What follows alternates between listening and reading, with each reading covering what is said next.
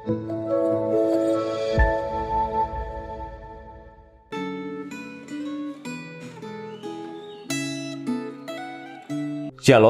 Bapak Ibu yang terkasih di dalam Tuhan Yesus Kristus. Saya amat bersyukur bahwa hari ini tanggal 13 Agustus tahun 2024, setiap kita yang masih menyaksikan tayangan dari channel YouTube Refleksi Gema ini, kita semua masih diberikan kesempatan untuk kita bisa menikmati akan kebenaran firman Tuhan itu diberitakan kepada setiap kita. Sebelum kita akan membaca dan merenungkan bersama bagian dari firman Tuhan dari Gema pada saat ini, marilah terlebih dahulu kita berdoa bersama-sama. Tuhan Allah Bapa, kami sungguh bersyukur atas kebaikan Tuhan di dalam kehidupan setiap kami. Sehingga Tuhan masih memberikan hari ini bagi setiap kami semua untuk kami bisa hidup di atas dunia ini. Dan saat ini Tuhan, kami juga bersyukur kalau kami masih diberikan kesempatan untuk kami bisa mendengar akan kebenaran firman Tuhan itu dibacakan dan diberitakan kepada setiap kami. Kami mau menyerahkan waktu ini sepenuhnya ke dalam tangan Tuhan. Biarlah Tuhan sendiri yang berfirman, Tuhan sendiri yang berkata-kata kepada setiap kami dan membuat kami bisa mengerti dan memahami akan firman Tuhan pada hari ini. Kami serahkan waktu ini sepenuhnya ke dalam tangan Tuhan. Dalam nama Tuhan Yesus Kristus, kami sudah berdoa dan mengucap syukur. Amin. Pemirsa yang terkasih, pembacaan Gema kita kali ini adalah dari 1 Samuel 29 dengan tema Providensia Allah. Dan demikian bunyi firman Tuhan dari 1 Samuel 29. Orang Filistin mengumpulkan segala tentara mereka ke Afek, sedang orang Israel berkemah dekat mata air yang di Yisrael.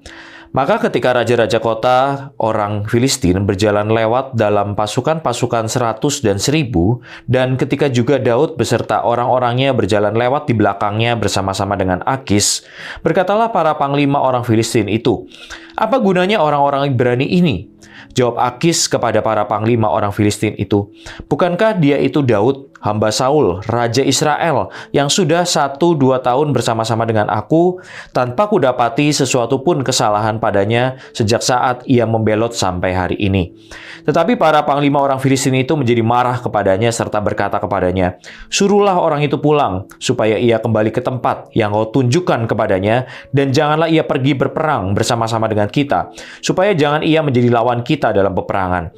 Sebab dengan apakah orang ini dapat menyukakan hati tuannya, kecuali dengan memberi kepala-kepala orang-orang ini? Bukankah dia ini Daud yang dinyanyikan orang secara berbalas-balasan sambil menari-nari demikian? Saul mengalahkan beribu-ribu musuh, tetapi Daud berlaksa-laksa." Lalu Akis memanggil Daud dan berkata kepadanya, "Demi Tuhan yang hidup, engkau ini orang jujur dan aku memandang baik jika engkau keluar masuk bersama-sama dengan aku dalam tentara. Sebab aku tidak mendapati sesuatu kejahatan padamu sejak saat engkau datang kepadaku sampai hari ini. Tetapi engkau ini tidak disukai oleh raja-raja kota. Sebab itu pulanglah, pergilah dengan selamat dan jangan lakukan apa yang jahat di mata raja-raja kota orang Filistin itu."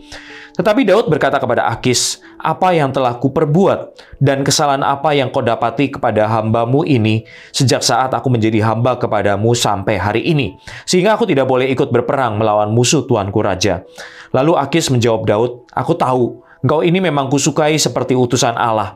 Hanya para panglima orang Filistin itu telah berkata, ia tidak boleh pergi berperang bersama-sama dengan kita. Jadi bangunlah pagi-pagi beserta orang-orang tuanmu ini yang datang bersama-sama dengan kau. Bangunlah kamu pagi-pagi, segera sesudah hari cukup terang bagimu dan pergilah." Lalu bangunlah Daud dan orang-orangnya pagi-pagi untuk berjalan pulang ke negeri orang Filistin, sedang orang Filistin itu bergerak maju ke Yisrael. Pemirsa yang terkasih, berenang melawan arah merupakan usaha yang sangat sulit untuk dilakukan. Dibutuhkan teknik dan stamina yang prima untuk bisa melakukan hal tersebut. Jika tidak, kita pasti akan terseret oleh arus yang deras. Di pasal ini, kita melihat bahwa Daud beserta orang-orangnya berada di dalam rombongan besar bersama-sama dengan pasukan dari raja-raja orang Filistin yang sedang ada di Afek. Tujuan mereka adalah untuk menyerang orang Israel yang sedang berkemah di Yisrael. Pertanyaannya adalah, apakah Daud akan berperang melawan bangsanya sendiri? Tentu saja kita yakin dan percaya Daud tidak akan melakukan itu.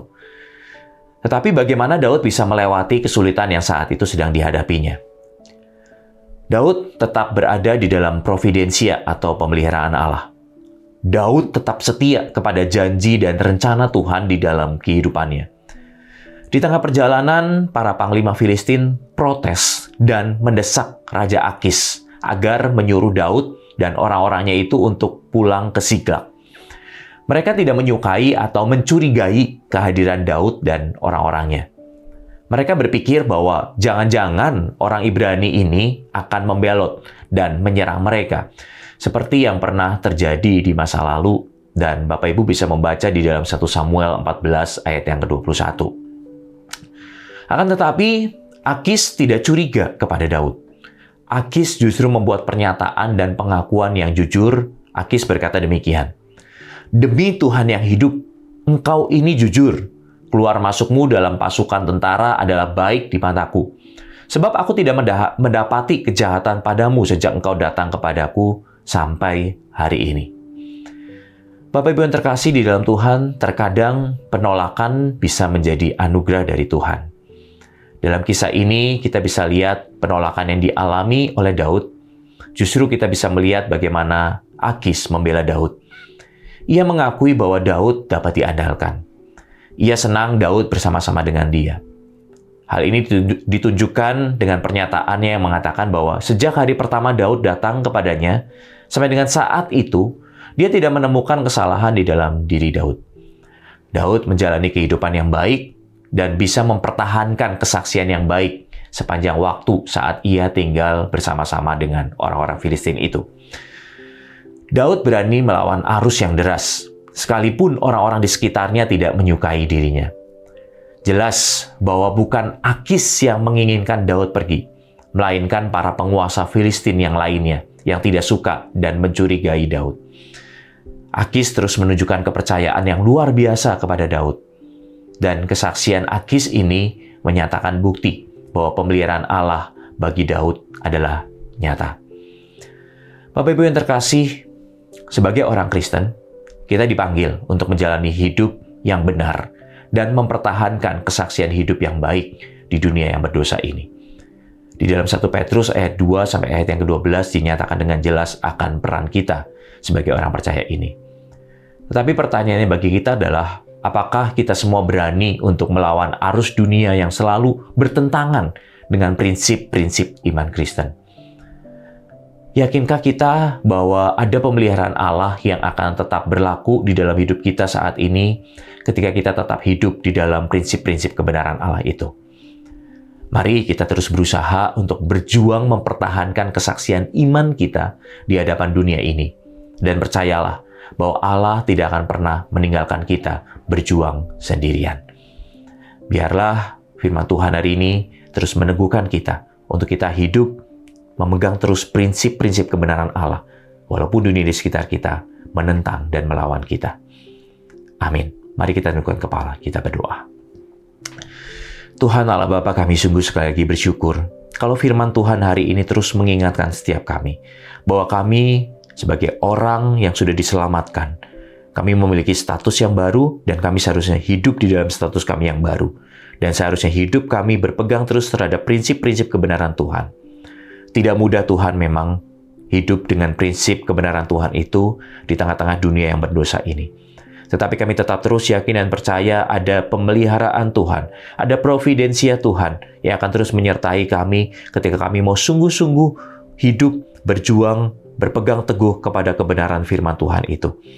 Sehingga kami yakin dan percaya ketika kami hidup dengan terus berpegang kepada prinsip kebenaran firman Tuhan, justru hidup kami bisa menjadi kesaksian buat orang-orang di sekitar kami. Terima kasih Tuhan untuk firman-Mu hari ini, dan kami terus menyerahkan hari ini sepenuhnya ke dalam tangan Tuhan. Tuhan yang terus memimpin dan menyertai kehidupan setiap kami. Dalam nama Tuhan Yesus Kristus, kami sudah berdoa dan mengucap syukur. Amin.